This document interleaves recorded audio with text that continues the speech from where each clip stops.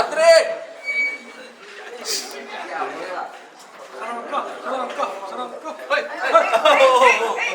നടുക്കൂടോ നടുക്കൂടോ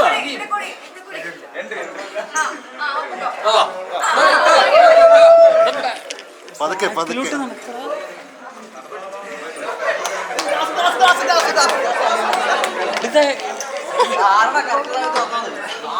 നടക്കണ ബാക്കിലോട്ട്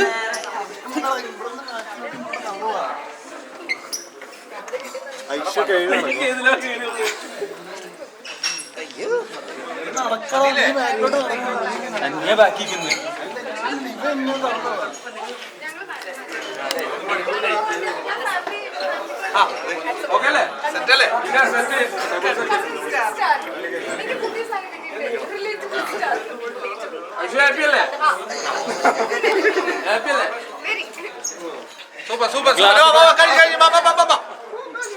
കൊറേ നടക്കാണ്ട് മതി അജ്മലെ നിനക്ക് വല്ല പറ്റും ഒന്ന് മാറി തരുവാണെങ്കിൽ ബാക്കിലോട്ട് അവിടെ അതിനോട് അവിടെ പിടി അവിടെ പിടി അവിടെ പിടി പിടിച്ചില്ല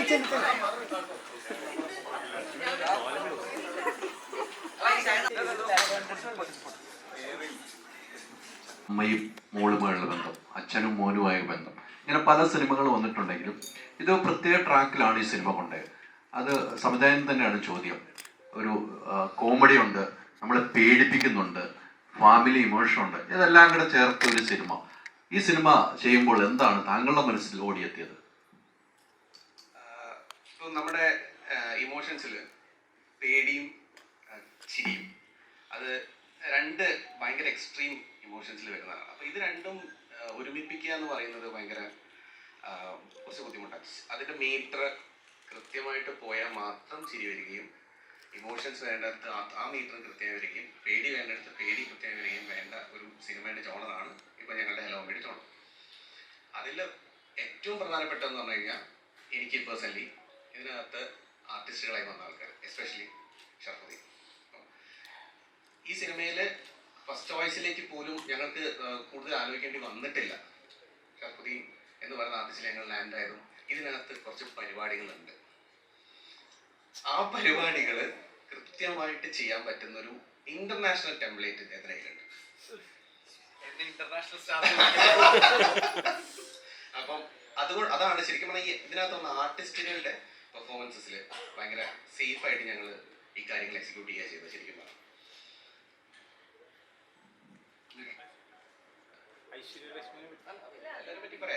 അല്ല, ഷറഫെ പറഞ്ഞ പോലെ ഷറഫിന്റെ പെർഫോമൻസ് എനിക്ക് വളരെയധികം ഇഷ്ടപ്പെട്ടു. പേഴ്സണലായിട്ട് പറയാം, വളരെയധികം ഇഷ്ടപ്പെട്ടു. താങ്കൾ പല സിനിമകളും താങ്കളെ ഞാൻ കണ്ടു, പക്ഷെ ഇതെനിക്ക് വലിയ രീതിയിൽ ഇഷ്ടപ്പെട്ടു. ഈ പറഞ്ഞ പോലെ ഹൊററിലും അത് ചിരിപ്പിക്കാൻ, നമ്മളെ പേടിപ്പിക്കുന്നതിനൊപ്പം ചിരിപ്പിക്കാണ്. താങ്കൾ ഓരോ ഡയലോഗുകളാണ് നമ്മളെ അത്ഭുതപ്പെടുത്തിയത്. നല്ലൊരു എക്സ്പീരിയൻസ് ഉള്ള ഒരു സിനിമയായിട്ടെന്ന് എനിക്ക് തോന്നി. ഷറഫ് എങ്ങനെയാണ് ഈ സിനിമ ചെയ്യുമ്പോൾ ഇത്രമാത്രം പ്രേക്ഷകർ ഏറ്റെടുക്കും, ഇതൊരു പേടിപ്പിക്കുന്നതിനൊപ്പം ചിരിപ്പിക്കാൻ എനിക്ക് കഴിയും, ഓരോ ഡയലോഗ്, അങ്ങനെ ഒരു ചിന്താഗതി ഉണ്ടായിട്ടുണ്ടായിരുന്നു ഷറഫിന്? ഇല്ല, ഇതിന്റെ കഥ കേട്ടപ്പോൾ തന്നെ കിട്ടിയ ഒരു, ഇപ്പൊ നിങ്ങൾക്ക് ഈ സിനിമയുടെ ട്രെയിലർ കണ്ടപ്പോൾ തോന്നുന്ന ഒരു എക്സൈറ്റ്മെന്റ് കിട്ടില്ല, അപ്പൊ നമുക്കൊരു ഐഡിയ കിട്ടുമല്ലോ. അതേപോലെ തന്നെ ആയിരുന്നു എനിക്ക് ഇതിന്റെ കഥ കേട്ടപ്പോൾ തോന്നിയത്. അത് വർക്കായിരുന്നു. എപ്പോഴും ശ്രദ്ധിക്കുക ഹൈദരാലിക്ക. അപ്പോ അതിന്റെ ആ ഒരു ട്രെയിലർ കണ്ടപ്പോൾ ഉള്ള അതേ, എല്ലാവരും ട്രെയിലർ കണ്ടപ്പോൾ ഉള്ള അതേ ഒരു ഇതാണ് എനിക്കും സിനിമയുടെ കഥ കേട്ടപ്പോൾ തോന്നിയത്. പിന്നെ ചിരിപ്പിക്കുക എന്ന് പറഞ്ഞു കഴിഞ്ഞാൽ ശരിക്കും അറിയാലോ, ഞാൻ കൊമേഡിയനാണ്. ബേസിക്കലി കോമഡി ചെയ്താണ് ഞാൻ സിനിമയിൽ വരുന്നത്. അപ്പോൾ എന്നെ സംബന്ധിച്ചിടത്തോളം എൻ്റെ ഏറ്റവും ഇഷ്ടപ്പെട്ട ഒരു ഏരിയ ആണ്. പക്ഷെ ഞാൻ ഒരു ത്രൂ ഔട്ട് ഒരു ലീഡ് മൂവിയിൽ ഞാൻ അങ്ങനെ ചെയ്തിട്ടില്ലായിരുന്നു. എനിക്ക് അങ്ങനെ ഒരു അവസരം കിട്ടിയിട്ടുണ്ടായിരുന്നില്ല. അപ്പോൾ അങ്ങനെ ഒരു സിനിമ ഇപ്പോൾ ഞാൻ ചെയ്ത സിനിമകളോ ചെയ്ത് നോക്കുമ്പോൾ ഒരു സിനിമ കാണാൻ തോന്നുന്ന രീതിയിൽ, ഒരു എക്സൈറ്റ്മെന്റ് തോന്നുന്ന രീതിയിൽ ആ സിനിമ പ്രസന്റ് ചെയ്യുക എന്ന് വെച്ചാൽ തിയേറ്ററിലേക്ക് വരുന്നതിന് മുമ്പ് തന്നെ എല്ലാവരിലും അത് കാണാൻ വേണ്ടി തിയേറ്ററിലേക്ക് പോകണം എന്ന രീതിയിലൊരു സിനിമ ഉണ്ടാവണം എന്ന് വല്ലാതെ ആഗ്രഹിച്ചിരിക്കുന്ന സമയത്താണ് ഹലോ കോമഡിയുടെ കഥ ഇവർ രണ്ടുപേരും എൻ്റെ അടുത്ത് പറയുന്നത്. അപ്പോൾ തന്നെയാണ് ഞാൻ അതിലേക്ക് ഇന്നത്. അതിൻ്റെ കാരണം ആ ഐഡിയ ആണ്. എന്ന് വെച്ച് കഴിഞ്ഞാൽ എൻ്റെ ക്യാരക്ടറിൻ്റെ ഒരവസ്ഥ അത് വർക്കാണ് എന്നെ സംബന്ധിച്ചിടത്തോളം. അതിലെനിക്കൊരു പ്ലേ ഉണ്ടെന്ന് എനിക്ക് തോന്നിയിരുന്നു. Thank you. ഷറഫ് പറഞ്ഞല്ലോ, ഞാൻ ശ്രദ്ധിക്കുന്നുണ്ട്. പക്ഷെ അവസ്ഥ പറഞ്ഞപ്പോൾ അതൊരു വല്ലാത്തൊരു അവസ്ഥയായിരുന്നു. ചില സീക്വൻസ് കാണുമ്പോൾ വലിയൊരു അവസ്ഥയിലേക്കാണ് കൊണ്ടുവയ്ക്കുന്നത്. ആ മമ്മി എന്ന ഐശ്വര്യയുടെ വിളിയിൽ ഷറഫിന്റെ ഒരു എക്സ്പ്രഷനും ഒരു ഡയലോഗും ഉണ്ട്. പിന്നീട് ആ സിനിമ കാണാത്തോടെ ഞാൻ പറയില്ല. അതുകൊണ്ട് ഒരു സ്ഥലത്ത് കയറി ഇരുന്നിട്ട് ഒരു വീഴ്ചയൊക്കെ ഉണ്ടല്ലോ, അതൊക്കെ എങ്ങനെ ഉണ്ടായിരുന്നു? ആദ്യത്തെ ആ വീഴ്ചയാണോ? അത് പൊളിയായിരുന്നു. അതെങ്ങനെ ഉണ്ടായിരുന്നു? Thank you. ഞാൻ എന്റെ അടുത്ത് എങ്ങനെ ഉണ്ടായിരുന്നല്ലോ, നിങ്ങൾ കണ്ടിട്ട് എങ്ങനെ ഉണ്ടായിരുന്നു? ചെയ്യുമ്പോ അടിപൊളിയായിരുന്നു. എന്ന് വെച്ച് കഴിഞ്ഞാൽ അത് ആ ദിവസം തുടക്കത്തിൽ തന്നെയാണ് അല്ലെ, തുടക്കത്തിൽ തന്നെയാണ് നമ്മൾ ഷൂട്ട് ചെയ്തത്. അത് ഭയങ്കര ഏറ്റവും എക്സൈറ്റ്മെന്റ് ഉള്ളതും ഇപ്പൊ സിനിമയുടെ ആ ഭാഗം എത്തുമ്പോ എങ്ങനെ വന്നാലും എന്തെങ്കിലും രീതിയിൽ അപ്പൊ നമുക്ക് ചില സീനുകളെ കുറിച്ചൊരു ധാരണ ഉണ്ടാവുമല്ലോ, അത് ചെയ്യുന്നതിന് മുമ്പ് ഈ സീനിൽ എന്തായാലും എല്ലാവരും ഒന്ന് ഇന്നാവുമെന്ന് തോന്നും. അതുപോലത്തെ ഒരു സീനായിരുന്നു അത്. അതുപോലെ തന്നെ വർക്കായിട്ടുണ്ട് അല്ലേ. Thank you. ഷർഫി, ഈ സ്ലാപ്സ്റ്റിക് ജോണറിൽ ഇത് ചെയ്യാനുള്ളൊരു കാര്യമുണ്ടല്ലോ, ആക്ഷൻ കോമഡിയാണ് അത്. CID മ്യൂസിക് ശേഷം അത് ആ ഒരു ലെവലിൽ നമ്മൾ കണ്ടിട്ടില്ല. കുറെ ഫിസിക്കലി നമുക്ക് ലോജിക്കിനൊക്കെ ചർച്ച ചെയ്യുന്ന അല്ലെങ്കിൽ നിയമങ്ങളൊക്കെ മറന്നു പോകുന്ന ഇത് വർക്ക് ആവോ അല്ലെങ്കിൽ ആ സംശയങ്ങൾ ഉണ്ടായിരുന്നു ഏതെങ്കിലും പോയിന്റില്? എനിക്ക് എന്താ പറയാ, അത് ചെയ്യാൻ പറ്റുമെന്ന് എനിക്ക് ഒരു വിശ്വാസമുണ്ട്. പിന്നെ ഇത് ചെയ്തിട്ട് ഇത് എടുക്കുമെന്നുള്ളതിനെ കുറിച്ചാണ് നമുക്കൊരു ടെൻഷനുള്ളൂ. പക്ഷെ അത് എടുക്കുമെന്ന് തോന്നി കഴിഞ്ഞാൽ നമ്മൾക്ക് ഇത് സംഭവിക്കുന്നു. ഇപ്പൊ ഈ പറഞ്ഞ ഇതിന്റെ ഫിസിക്സ് സംഭവിക്കുന്നതിന് കാരണമാകുന്നത് സോളിഡാണ്, ഈ സിനിമയുടെ മൂല കാരണമാണ്. അപ്പൊ അതുകൊണ്ട് തന്നെ അതിന്റെ സപ്പോർട്ട് എനിക്കുണ്ട്. എന്ന് വെച്ച് കഴിഞ്ഞാൽ ഞാൻ ചെയ്യുന്നതിന് ആ സപ്പോർട്ടുണ്ട്. അപ്പൊ അത് വെച്ചിട്ടാണ്, ആ വിശ്വാസത്തിലാണ് ഞാൻ ചെയ്യുന്നത്. അതല്ലാതെ ഒരു നോർമൽ സിനിമയിൽ ചെയ്യാവുന്ന ഒരു അത്ര ആക്ഷൻസോ അല്ലെങ്കിൽ അങ്ങനെ ഒരു സാഹചര്യം സംഭവിച്ചാൽ ചിലപ്പോൾ അത് ഭയങ്കര ചിലപ്പോൾ ബാക്ക് ഫെയർ ചെയ്യും. അപ്പോൾ എനിക്ക് തോന്നുന്നു ഈ ഒരു സിനിമയ്ക്ക് അങ്ങനെ ചെയ്യാനൊരു സാധ്യത കിട്ടിയായിരുന്നു. അപ്പൊ അത് വെച്ചിട്ട് തന്നെയാണ് അങ്ങനെ വിശ്വസിച്ചത്. മാസ് സീക്വൻസുകളും ഉണ്ടല്ലോ, അത് ഇപ്പത്തെ ഒരു സ്ലൈസ് ഓഫ് ജോൺ സിനിമകളാണല്ലോ ഷർഫ് ചെയ്യുന്നത്. അപ്പൊ അതിൽ നിന്ന് കുറച്ച് ഓവർ ദ ടോപ്പ് ആവുമെന്ന് വിചാരിച്ചിട്ടാണോ അവിടെ ഒരു സൂപ്പർ പവർ വരുമ്പോഴാണ് ഇങ്ങനെ അയാൾ മാസ് ഹീറോ ആയി ട്രാൻസ്ഫോം ആവുന്നത്? അത് അങ്ങനെ വെച്ചത് ഡെലിബറേറ്റ്ലി വെച്ചതാണോ? ഇപ്പൊ കുറച്ച് ആക്ഷൻ സീക്വൻസുകളൊക്കെ ചെയ്യുന്നു, കുറച്ച് മാസ് ആയിട്ടാണ് അത് ചെയ്യുന്നത്. അപ്പൊ അതിനൊരു ഇപ്പൊ ചെയ്യുന്ന ഒരു സാധാരണക്കാരന്റെ ഇമേജ് ഉണ്ടല്ലോ, അത് കുറച്ചുകൂടി ലൗഡായി പോകും അല്ലെങ്കിൽ അത് ആളുകൾക്ക് ജാറായി ഫീൽ ചെയ്യുമെന്ന് തോന്നിയിട്ടാണോ അങ്ങനെ ഒരു സൂപ്പർ പവർ? അവിടെയും ഞാൻ പറഞ്ഞത് അതാണ്. അവിടെയും ഞാനാണത് ചെയ്യുന്നതെങ്കിൽ അത് ചിലപ്പോ അത് ഇതില്ല. നമുക്ക് അവിടെ കിട്ടുന്ന ആ സപ്പോർട്ട് അതാണ് അവിടെ വർക്ക് ചെയ്യുന്നത് അല്ലെ. അല്ലെങ്കിൽ നിങ്ങൾക്കും അത് വർക്കാവാൻ ചാൻസ് ഇല്ല. അവിടെ കിട്ടിയ ആ ഒരു കാര്യമാണ് അതിന്റെ ഒരു സപ്പോർട്ട് കിട്ടുന്നത്. അപ്പൊ അതിനനുസരിച്ച് പെരുമാറാന്നുള്ളതാണ്. അതില്ല എന്നുണ്ടെങ്കിൽ നമ്മൾ ഒരിക്കലും അങ്ങനെ ആ ക്യാരക്ടർ എന്തായാലും ബോണി എന്ന് പറയുന്ന ക്യാരക്ടറിന് അങ്ങനെ ഒരു ഇത് ചെയ്യാൻ പറ്റില്ല. ഈ ഒരു സപ്പോർട്ടിൽ അത് ചെയ്യാൻ പറ്റുമെന്ന് എനിക്ക് തോന്നിയില്ല. ഐശ്വര്യ, ഷറഫ് രണ്ടുപേരോടാണ് ചോദ്യം. കാരണം ഇതിനകത്ത് ഏകദേശം ഒരു മണിക്കൂറിനടുത്ത് CG ഫുട്ടേജ് ഉണ്ട് എന്നാണ് നമുക്ക് തോന്നിയിട്ടുള്ളത്. അപ്പം ഇതിനെങ്ങനെയാ റിയാക്ട് ചെയ്യുക നിങ്ങൾ രണ്ടുപേരും? എൻ്റെ അറിവിൽ അങ്ങനെ ഇപ്പം ഐശ്വര്യക്ക് പൊന്നിയിൻ സെൽവനിലൊക്കെ അങ്ങനെ CG ഷോട്ട്സിന്റെ ഉണ്ടാകുമായിരിക്കും. പക്ഷെ നിങ്ങൾ രണ്ടുപേരും അങ്ങനെ ഇത്രയും ഹൈ ലെങ്ത് ഉള്ള അല്ലെങ്കിൽ ഇത്രയും ലെങ്ത് ആയിട്ടുള്ള സീക്വൻസുകളുടെ ഭാഗമായിട്ടുണ്ടാവില്ല. അതിനെങ്ങനെ റിയാക്ട് ചെയ്യുക, അത് പെർഫോം ചെയ്യാന്ന് പറയുന്നത് ഒരു പുതിയ ലേണിംഗ് ആയിരുന്നു. ഞാനിതിന്റെ ഈ പോസ്റ്റ് പ്രൊഡക്ഷൻ നടക്കുമ്പോൾ ഒരു ദിവസം ഇതുപോലെ ഞാനൊരു ചായ കുടിക്കാൻ വേണ്ടി നമ്മുടെ ഈ ഇടപ്പള്ളിയിൽ ഇങ്ങനെ ചായ കുടിച്ചപ്പോൾ കുറേ പേര് അവിടെ നിന്ന് ചായ കുടിക്കുന്നുണ്ട് നമ്മൾ പറയുക. അപ്പൊ അവര് പെട്ടെന്ന് വന്ന് എനിക്ക് ഷെയ്ക്കനൊക്കെ തന്നിട്ട് പറഞ്ഞു, ഞങ്ങള് പടം കണ്ടിട്ട് വന്നു പറഞ്ഞു. ഞാനിങ്ങനെ ഓക്കെ, ഏത് പടമാണ് ഇപ്പോൾ റീസെന്റ് ബോഗൻവില്ല ഇറങ്ങിയിട്ടില്ല. അപ്പോൾ അപ്പോഴാണ് ഇവരാണ് പിക്ടോറിയൽ എഫക്ട്സ്, ഇവരാണ് നമ്മുടെ സിനിമ VFX ചെയ്യുന്നത്. അവരുടെ ഓഫീസിന്റെ തൊട്ട് താഴെയുള്ള ഒരു കടയിലാണ് ഞാൻ ചായ കുടിച്ചത്.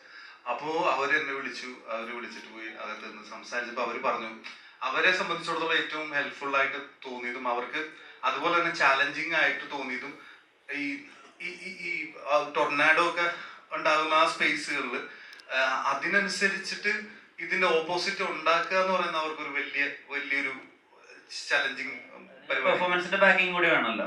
അതെ, പക്ഷെ അത് എനിക്കറിയില്ല.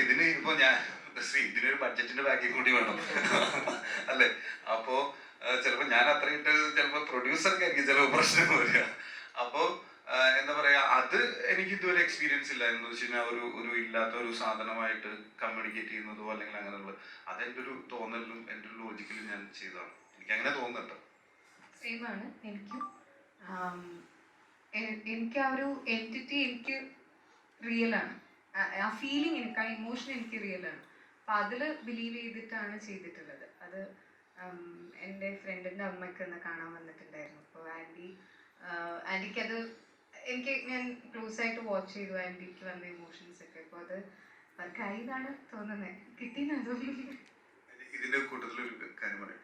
നമ്മുടെ ബോളിവുഡിൽ എനിക്ക് പേര് പറഞ്ഞാൽ ശരിയാവില്ല എന്ന് എനിക്ക് അറിഞ്ഞൂടെ. ബോളിവുഡിൽ ഒരു വലിയ നടനുണ്ട്, മമ്മി കൂടെ ഉണ്ടെന്ന നടന് ഒരു വിചാരമുണ്ട്, അല്ലെങ്കിൽ വർഷങ്ങളായിട്ട് ആ ആക്ടർ അങ്ങനെയാണ്. ആക്ടറിനെ എനിക്കറിയാം. മനസ്സിലായോ? അത് അദ്ദേഹത്തിന്റെ വിചാരം അങ്ങനെയാണ്, അത് മമ്മി കൂടെ ഉണ്ടെന്നാണ്. അത് വർഷങ്ങളായിട്ട് അങ്ങനെ തന്നെയാണ്, ഇൻഡസ്ട്രിയിൽ എല്ലാവർക്കും അറിയാവുന്നതാണ്. ഞാൻ ഈ എൻ്റെ അടുത്ത് ഫ്രൈഡേയിൽ വിജയ് ബാബു ചേട്ടനാണ് പറഞ്ഞത് ഇങ്ങനൊരു നമ്മുടെ ട്രെയിലർ ഇറങ്ങിയതിന് ശേഷം. അപ്പം അത് വേറൊരു അത് അത് അത് അപ്പൊ ശരിക്കും ഉണ്ടത്. വിശ്വാസത്തിന്റെ ഭാഗമാണ്. മമ്മി കൂടെ ഉണ്ടെന്ന് പറയുമ്പോൾ ഒരു വിശ്വാസത്തിന്റെ ഭാഗം കൂടിയാണല്ലോ. ഇപ്പം മരിച്ചു പോയവർ അല്ലെങ്കിൽ നമ്മളെ വിട്ടുപോയവർ അങ്ങനെയൊക്കെ നമ്മുടെ കൂടെ ഒരു വിശ്വാസം, ഒരേ മതത്തിന്റെ വിശ്വാസത്തിന്റെ ഭാഗമാണ്. സംവിധാനങ്ങളും ശ്രദ്ധിക്കുകയാണ്, വിശ്വാസത്തിന്റെ ഭാഗമാണ്. ഇത്തരം ഒരു സബ്ജക്റ്റുകൾ ഒരു വിശ്വാസതയെ ചോദ്യം ചെയ്യുന്ന നിലയിൽ വിശ്വാസത ഇതിലേക്ക് കൂടുന്നു, ഈ സിനിമ കണ്ട് നമുക്കൊരു മതവിശ്വാസം കൂടുന്നു എന്ന നിലയിലേക്ക് താങ്കൾ ഇതെപ്പോഴും ചിന്തിച്ചിട്ടുണ്ടോ? ഇല്ല, അങ്ങനെ ഒരു മതവിശ്വാസത്തിന്റെ കാര്യങ്ങളിലേക്ക് ഇത് ഒന്നാന്ന് വെച്ചാൽ ഇതിലിപ്പോ നമ്മൾ മമ്മി എന്ന് വിളിക്കുന്ന മമ്മി എന്നാണ് നമ്മൾ ഇതിനകത്ത് വെച്ചിരിക്കുന്ന കഥാപാത്രം മമ്മിയാണ്. ഇത് കണ്ടിറങ്ങുന്ന ആളുകൾക്കും അതല്ലെങ്കിൽ ഇതിനകത്ത് ഇമോഷൻ എന്ന് പറയുന്നതിനെയാണ് നമ്മൾ ഇതിനകത്ത് മമ്മിയായിട്ട് വെച്ചിരിക്കുന്നത്. സെല്ലിംഗ് ഫാക്ടർ അതാണ് ഇപ്പം നമ്മൾ ചോദിച്ചു തുടങ്ങിയപ്പോഴും നിങ്ങളും ഫോക്കസ് ചെയ്ത് പറഞ്ഞൊരു പോയിന്റും അത് തന്നെയാണ്. നമ്മളൊരു ഒരു സർട്ടൻ പോയിന്റ് മൊത്തത്തിൽ നമ്മൾ ചിരിപ്പിച്ച് ഒരു പോയിന്റിലേക്ക് എത്തുമ്പോൾ ഇമോഷൻ കൊടുക്കുമ്പോൾ അതിനെ ഏത് മതക്കാർ ആർക്കും ലോകത്തിൽ എല്ലാവർക്കും മനസ്സിലാവും. അതുകൊണ്ടാണ് ഇങ്ങനെ ഒരു പേര് തന്നെ ഇട്ടത്. ഹലോ മമ്മി എന്ന് പറഞ്ഞാൽ ഇനിയിപ്പോൾ തെറ്റിച്ച് പറയാൻ ലോകത്തിൽ ആർക്കും പറ്റില്ല. അപ്പൊ ആ ഇമോഷൻ അതല്ലാതെ ബാക്കി എല്ലാം മനസ്സിൽ നിന്ന് കളഞ്ഞിട്ടേ നമുക്ക് ഈ സിനിമയെ അപ്രോച്ച് ചെയ്യാൻ പാടുള്ളൂ. കാരണം അങ്ങനെ കാണാവൂ ഇതിനെ, അങ്ങനെ കണ്ടാലേ നമുക്ക് എന്റർടൈൻമെന്റ് ആവുള്ളൂ. അല്ലാതെ നമ്മളതിനെ ആ രീതി കണ്ടു കഴിഞ്ഞാൽ അങ്ങനെയല്ല അത് കാണേണ്ട വേർഷൻ. അതായത് ജസ്റ്റ് ടു എലാബറേറ്റ് ആണ്, അമ്മ എന്ന് പറഞ്ഞ ഇമോഷന് മതമില്ല, അമ്മ എല്ലാവർക്കും അമ്മയാണ്. ആ ഒരു ഇമോഷനെ നമുക്ക് അങ്ങനെ ഒരു കമ്പാർട്ട്മെന്റലൈസ് ചെയ്യാൻ പറ്റില്ല, എല്ലാവർക്കും മനസ്സിലാവുന്ന കാര്യമാണ്. അത് ഹിന്ദു മുസ്ലിം ഇനി ലോകത്തിലെ എല്ലാ മതങ്ങളിലുള്ളവർക്കും ആ ഇമോഷൻ പ്യുവറാണ് എല്ലാവരുടെയും. അതാണ് നമ്മൾ ഈ സിനിമയുടെ ഒരു കോർ എലിമെന്റ് ആയിട്ട് പ്ലേസ് ചെയ്തിട്ടുള്ളത്. അത് തന്നെയാണ്, നമ്മളൊന്നും ഒരു തട്ടുകേട് പറ്റിയാൽ പെട്ടെന്ന് നമ്മൾ എന്റെ അമ്മയെന്നാണ് വിളിക്കുന്നത്. അപ്പൊ ആ ഒരു ചോദ്യത്തിലേക്ക് അങ്ങ് കൊണ്ടുവന്നാണ്. അങ്ങനെ ഒരു വിശ്വാസത്തിന്റെ ഭാഗമായിട്ടല്ല ചിന്തിച്ച് അമ്മയാണ് എല്ലാത്തിനും. ഷറഫ്ക, ഈ സിനിമയിലെ പ്രധാനപ്പെട്ട സീൻസുകളിൽ ഒന്നായിട്ട് എനിക്ക് തോന്നുന്നു മറ്റേ ഈ പറക്കന്തളികയിലെ ഒരു സീനുണ്ട്, ദിലീപേണ്ണും അശോകനും തമ്മിലുള്ള ഫൈറ്റ്, വീട്ടിനകത്തുള്ളൊരു ഫൈറ്റ് സീനുണ്ട്. അതേപോലെ തന്നെ ഒരു ചെന്ന ഒരു സീൻ ഉണ്ടായിരുന്നു, എടുത്തിട്ട് അലക്കുന്നൊരു സീൻ ഉണ്ടായിരുന്നു. അപ്പോൾ റെഫറൻസ് അങ്ങനെ നോക്കിയായിരുന്നു ഈ ഒരു സീൻ, ഇങ്ങനെ ഒരു ഇത് എടുത്താൽ അങ്ങനെ എപ്പോഴും തോന്നിയായിരുന്നോ? എനിക്കതിന്റെ എക്സ്ട്രീമിൽ അനുഭവിക്കണം എന്ന് തോന്നിയായിരുന്നു. മമ്മി എന്റെ ആസ് എൻ ആർട്ടിസ്റ്റ് എനിക്ക് അത് നടക്കാവുന്നതിൽ ഏറ്റവും വലിയ ഇപ്പൊ അതിൽ മാറ്റ് എന്ന് പറഞ്ഞ സാധനം ഉണ്ടായിരുന്നല്ലോ. പക്ഷെ ഞാൻ ചോദിച്ച് സ്റ്റഡ് മാസ്റ്റർ അടുത്ത് വെച്ച് നമുക്ക് മാറ്റിൽ വെച്ചിട്ട് അടിച്ച് ചുമര കയറ്റിയാലോ എന്നുള്ളത് ഞാൻ തന്നെ ചോദിച്ച് മേടിച്ചിട്ടുണ്ട്. അതിലടി എനിക്ക് ഭയങ്കര ഇഷ്ടമായിരുന്നു അത്. അത് അങ്ങനെ തന്നെ സംഭവിക്കണം എന്നായിരുന്നു എൻ്റെ ആഗ്രഹം. കാരണം അത് സ്ലാപ്സ്റ്റിക്കിന്റെ ഈ പറഞ്ഞ പോലെ നേരത്തെ ചോദിച്ച ചോദ്യത്തിന്റെ ഉത്തരമായിട്ട് കണക്റ്റഡ് ആണെന്ന് വെച്ച് കഴിഞ്ഞാല് നമുക്കതൊരു വേറൊരു സിനിമയിൽ അത്തരത്തിലൊരു പ്ലേ പോസിബിൾ അല്ല. പക്ഷെ പോസിബിൾ ആയിട്ട് നമുക്കൊരു ഒരു ഒരു സ്ക്രിപ്റ്റോ അല്ലെങ്കിൽ ഒരു വർക്ക് കിട്ടുമ്പോൾ അതിലേറ്റവും നല്ല ഒരു കാര്യത്തിന് വേണ്ടി ട്രൈ ചെയ്യുക എന്നുള്ളതാണ്. അതായത് ഇപ്പോൾ ഒരു എല്ലാ കാര്യത്തിലും നെഗറ്റീവും ഉണ്ട് പോസിറ്റീവും ഉണ്ട്. ഇപ്പം ഇന്ന് രാവിലെ ഇറങ്ങിയ റെസ്പോൺസ് പോലും നല്ല രീതിയിൽ ചേട്ടനെ കാണണമെന്ന് ആഗ്രഹിക്കുന്ന കഥാപാത്രത്തിൽ കാണാൻ സാധിച്ചു എന്ന് പറയാം. പക്ഷെ ഒരു ഭാഗത്ത് പറയുണ്ടായി, അതായത് ഇപ്പം അത്ര വർക്കായില്ല എന്ന് പറയുണ്ടായി. റിവ്യൂസോ നെഗറ്റീവ്സോ പേടിക്കുന്നുണ്ടോ? റിവ്യൂസ് നെഗറ്റീവ്സ് പേടിക്കുന്ന വെച്ചാൽ നമ്മുടെ ആക്ടർ എന്നുള്ള രീതിയിൽ നമ്മൾ സിനിമയിൽ മാത്രം നിൽക്കുന്നതാണ്. അപ്പൊ സിനിമയുടെ അകത്ത് നിന്നുള്ള കമന്റ്സ് ആണ് എൻ്റെ ഏറ്റവും വലിയ എന്താ പറയാ ഇത്. അപ്പൊ നമ്മളെപ്പോഴും ഒരു സിനിമ പോലും മോശമായി ഉള്ള ഒരു റിസൾട്ട് വരാൻ വേണ്ടി നമ്മൾ ആഗ്രഹിക്കുന്നില്ല. അപ്പൊ അതിനൊരു റിവ്യൂ നെഗറ്റീവ് വരിക എന്ന് പറഞ്ഞു കഴിഞ്ഞാൽ അതിനോടൊരു ടെൻഷൻ ഉണ്ട്. പക്ഷെ എന്നെ സംബന്ധിച്ചിടത്തോളം ജഡ്ജ്മെന്റ് എന്ന് വെച്ചാൽ എൻ്റെ ഒരു ധാരണകൾക്കും ഒരു പ്രശ്നം ഉണ്ടാവാതിരുന്നാൽ മതി. വെച്ചാൽ എനിക്കൊരു ധാരണ ഉണ്ടല്ലോ, ഇത് വർക്കല്ല, ഇത് വർക്കാവും. അതിൽ ഞാൻ കൺഫ്യൂസ്ഡ് ആവാതിരുന്നാൽ മതി എന്ന് മാത്രമേ എനിക്ക് തോന്നിയിട്ടുള്ളൂ. അതല്ലാതെ ഇതിനെ പേടിക്കേണ്ട കാര്യമില്ല. കാരണം ജെന്യുവൻ ആയിട്ടുള്ള അഭിപ്രായങ്ങൾ എല്ലാവർക്കും പറയാം. പിന്നെ എന്താ പറയാ, പക്ഷെ ഇപ്പൊ അങ്ങനെയല്ലല്ലോ. കുറച്ചൊക്കെ മാർക്കറ്റിന്റെ സ്വഭാവത്തിനനുസരിച്ച് കോമ്പറ്റീഷന്റെ നേച്ചറിനനുസരിച്ച് ഒറിജിനാലിറ്റി കുറച്ച് നമുക്ക് കൈമോശം പറ്റിയിട്ടുണ്ട് അല്ലെ. ആ ഒരു ഒറിജിനാലിറ്റി മിസ്സായിട്ടുണ്ട്. അപ്പൊ ആ ഒറിജിനാലിറ്റി മിസ്സായത് കൊണ്ട് ആ ഒറിജിനൽ അല്ലാത്ത റിവ്യൂസിനെ നമ്മൾ പേടിക്കേണ്ടി വരാറുണ്ട്. ഐശ്വര്യ ഒരു അഭിമുഖത്തിൽ പറയുണ്ടായി, പറഞ്ഞു കേട്ടായിരുന്നു, അതായത് ഇപ്പം കൊത്ത എന്ന സിനിമയ്ക്ക് ശേഷം ഇറങ്ങിയ എനിക്ക് പിന്നെ മലയാള സിനിമ കിട്ടുമോ എന്ന് പേടിച്ചിരുന്നു, അതായത് അവസരങ്ങൾ നഷ്ടപ്പെടുമോ എന്ന് പേടിച്ചിരുന്നത്. ഈ സിനിമ ഇപ്പോൾ റിലീസായിരിക്കുകയാണ്, ഇപ്പോഴും ആ പേടിയുണ്ടോ? ഇല്ല, ഞാൻ ആ പേടിനെ ഇതിനു മുന്നേ ഞാൻ അഡ്രസ്സ് ചെയ്തായിരുന്നു. ഈ സിനിമ ഇറങ്ങുന്നത് വരെ എനിക്ക് വെയിറ്റ് ചെയ്യേണ്ടി വന്നില്ല. അത് ഒരു സമയത്ത് ഉണ്ടാവുന്ന ട്രോളിങ്ങിൽ നിന്നും അല്ലെങ്കിൽ അഭിനയിക്കാൻ അറിയില്ല എന്ന് പറയുന്നതിൽ നിന്നും ഒക്കെ ഒരു മാനുഷികമായിട്ടൊരു ഫീലിംഗ് ആണ്, ഈശ്വര ഇനി ഇത് കാരണം എൻ്റെ ലൈവ്ലിഹുഡ് അല്ലെങ്കിൽ ഞാൻ ഒരുപാട് ആഗ്രഹിക്കുന്ന ഒന്ന് എനിക്ക് നഷ്ടമാകുമോ എന്നുള്ളത്. അത് ഞാൻ അതിലൊരു 3-4 മാസം കഴിഞ്ഞപ്പോഴേക്ക് അഡ്രസ്സ് ചെയ്തായിരുന്നു. അത് ഈ സിനിമയുടെ ഷൂട്ടൊക്കെ ചെയ്യുമ്പോൾ അങ്ങനത്തെ ടെൻഷനാണ്. ഒരു കുറെ കാലത്ത് മിസ്സാവുന്ന ഒരു കൊമേഴ്ഷ്യൽ ടെംപ്ലേറ്റ് ഡയലോഗുകളൊക്കെ കേട്ടിരുന്നത്. അതായത് കേരളത്തിലെ കൊച്ചുകുട്ടികൾക്ക് വരെ അറിയാം മുട്ട പപ്സ് പൊടി നിലത്ത് വീഴാതെ കഴിക്കാൻ പറ്റില്ല എന്ന് പറയുമ്പോൾ തിയേറ്റർ മൊത്തം കൈയടിക്കുകയാണ്. ഭയങ്കര ഒരു ഇറപ്ഷൻ മൊമെന്റ് ആയിരുന്നു അത്. അതുപോലെ ഇപ്പൊ പ്രേതത്തിനുണ്ടായ കുട്ടിയെ പ്രേതക്കുഞ്ഞ് എന്ന് വിളിക്കുന്നതിലൊക്കെ ഭയങ്കര തമാശയുണ്ട്. അപ്പൊ ഈ റൈറ്റിങ്ങില് എത്രമാത്രം ഇങ്ങനത്തെ ചെറിയ കാര്യങ്ങളാണ്, എന്നാൽ വലിയ ചിരികളാണ്, അങ്ങനത്തെ റൈറ്റിങ്ങിന് എത്രമാത്രം അങ്ങനെ എംഫസിസ് കൊടുത്തിരുന്നു? നമ്മൾ ഹ്യൂമർ ഭയങ്കര ഇമ്പോർട്ടൻ്റ് ആയിരുന്നു എന്ന് നമുക്ക് ആദ്യമേ ബോധ്യമുണ്ടായിരുന്നു. അതിൻ്റെ അകത്തു നിന്നാണ് നമ്മൾ ഷർഫിനോട് ഐശ്വര്യോട് സംസാരിക്കാൻ നേരത്തും നമ്മൾ ഹൊറർ എന്ന് പറയുന്നത് രണ്ടാമതാണ് നിർത്തിയിരിക്കുന്നത്. ഇതിൻ്റെ അല്ലെങ്കിൽ ഫാൻറ്റസി എന്ന് പറയുന്നത് ഹ്യൂമർ എന്ന് പറയുന്നത് വർക്കാണ്. അപ്പോൾ ഐശ്വര്യക്കാണെന്ന് പറഞ്ഞാൽ ആദ്യമേ ഹ്യൂമർ എന്ന് പറയുന്നിടത്ത് ഒരു ചെറിയ ചോദ്യചിഹ്നം ഇട്ടു. പക്ഷേ സിറ്റുവേഷൻസ് കൊണ്ടുവന്ന് ഹ്യൂമർ ഉണ്ടാക്കാൻ പറ്റിക്കഴിഞ്ഞാൽ ഡയലോഗ്സ് ഓട്ടോമാറ്റിക്കലി വർക്ക് ആകുമെന്ന് വിശ്വസിക്കുന്ന ഒരാളാണ് ഞാൻ. അതിനുള്ള കോൺടെസ്റ്റും അതിനായിട്ടുള്ള അവസരങ്ങളും ആക്ടേഴ്സിന് കൊടുക്കുക. ഇപ്പം നമുക്ക് ഇന്ന് റിവ്യൂ വരുന്നതിൽ എല്ലാവരും എടുത്ത് പറയുന്ന ആക്ടേഴ്സിൻ്റെ പെർഫോമൻസ് ആണ്. ആ സിറ്റുവേഷനിൽ ഇത്രയും കഴിവും ഇത്രയും ഇതുമായിട്ടുള്ള ആക്ടേഴ്സ് വന്നു കഴിയുമ്പോൾ ഓട്ടോമാറ്റിക്കലി വർക്കാകുന്ന ജോഗീസ് വന്ന് ബ്രീഫ് ചെയ്യുന്നത്. അപ്പൊ ഈ ഏരിയ ഒക്കെ സ്പൂൺ ഫീഡ് ചെയ്യേണ്ട എന്നുള്ളതൊരു ബോധപൂർവ്വം എടുത്ത തീരുമാനമാണ്. ഉറപ്പായിട്ടും.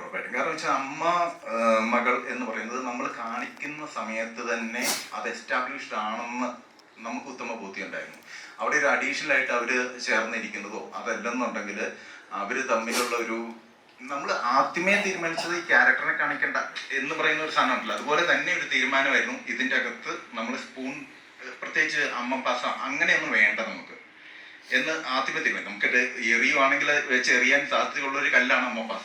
പക്ഷെ അത് അങ്ങനെ വരരുതെന്ന് ആഗ്രഹം ഉണ്ടായിരുന്നു. അതുപോലെ തന്നെ ഇതിൻ്റെ അകത്ത് ചില മൊമെന്റ്സ് നമുക്ക് ആലോചിച്ച് കഴിഞ്ഞാൽ കിട്ടാൻ പറ്റുന്നത് എന്തുകൊണ്ടാണ് എന്ന് എല്ലാവരുടെയും ചോദ്യമാണല്ലോ, ഈ അമ്മ മോളെ വിടാത്തത് എന്തുകൊണ്ടാണെന്നുള്ളത്. ആ കാര്യങ്ങൾ ആലോചിച്ച സിനിമയ്ക്കകത്ത് തന്നെയുണ്ട് എന്തുകൊണ്ട് വിട്ട് പോയില്ല എന്നുള്ളത്. അവിടെ പുതിയ ഒരു ക്യാരക്ടർ വരുന്നിടത്താണ് നമ്മുടെ സിനിമ ആരംഭിക്കുന്നത് തന്നെ. അങ്ങനെ തന്നെയായിരുന്നു തീരുമാനം ഉണ്ടായിരുന്നു. അത് എത്രമാത്രം ഫലമാവുമെന്നും ചിന്തിച്ചിരുന്നു. ക്യാരക്ടർ നമ്മൾ കാണണമെന്ന് നമ്മൾ ആഗ്രഹിക്കുകയാണ്, അത് നമുക്ക് കാണാൻ കഴിയുന്നില്ല.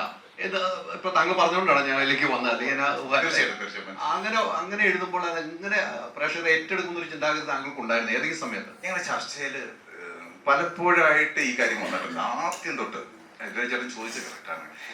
ഇങ്ങനെ വന്നപ്പം പല രീതിയിലുള്ള ആൻസറുകൾ വന്നിട്ടുണ്ട്. പക്ഷേ എന്നെ അട്രാക്ട് ചെയ്ത അല്ലെ എന്നെ സാറ്റിസ്ഫൈഡ് ചെയ്തത് ഒരു ക്യാരക്ടർ നമ്മുടെ എന്താ പറയുക എമ്പതി എന്ന് പറയുമല്ലോ. ഇപ്പൊ ഷറഫിന്റെ സ്ഥാനത്ത് നമ്മൾ നിൽക്കുമ്പോഴാണ് നമുക്ക് ആ പടം വർക്കാകുന്നത്.